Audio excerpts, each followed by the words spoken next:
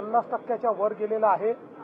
पण माननीय सर्वोच्च न्यायालयाने सांगितलं की यांच्या निवडणुका घ्या, फक्त जो निकाल आहे तो आमच्या अंतिम निर्णयाच्या अधीन राहील।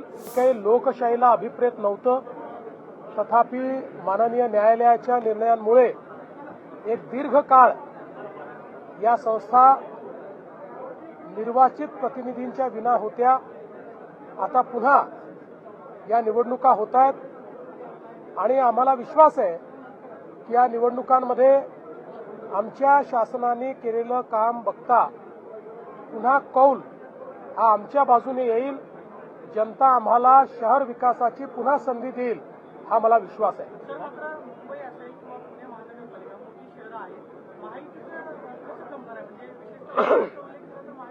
बघा, आम्ही महायुती करण्याचा प्रयत्न करतो। जास्तीत जास्त ठिकाणी भाजप आणि शिवसेनेची युती होईल, काही ठिकाणी भाजप शिवसेना राष्ट्रवादी युती होईल, एखाद दोन ठिकाणी भाजपा राष्ट्रवादी युती देखील होताना आपल्याला पाहायला मिळेल। आता तुम्ही पुण्यामध्ये मला विचारालच म्हणून सांगतो, पुण्यामध्ये मात्र अजितदादांची आमची चर्चा झालेली आहे। आम्ही दोघेही इथले मोठे पक्ष आहोत।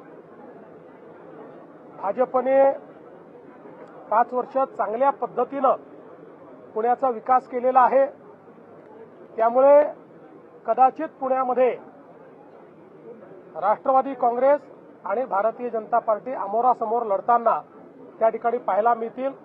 पण असं असलं तरी ही मैत्रीपूर्ण लढत असेल, याच्यामध्ये कुठेही कटुता नसेल। सर, नागपूर महापालिका आणि इतर दुसरी महापालिका आरक्षणाचा जो मुद्दा आहे त्यावरून देखील निवडणूक आयोगाने भाष्य केले की सुप्रीम कोर्टाच्या आदेशानुसार आरक्षणाचा मुद्दा का करेक्ट आहे।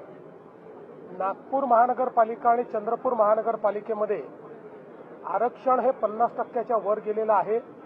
पण माननीय सर्वोच्च न्यायालयाने सांगितलं की यांच्या निवडणुका घ्या, फक्त जो निकाल आहे तो आमच्या अंतिम निर्णयाच्या अधीन राहील।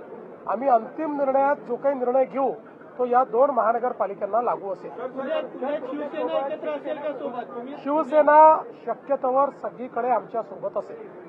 असं आहे की याद्यांमध्ये अनेक ठिकाणी घोळ आहे, हे आम्ही देखील दाखवलेलं आहे। पण त्याकरता निवडणुकाच घ्यायच्या नाहीत असं करता येणार नाही।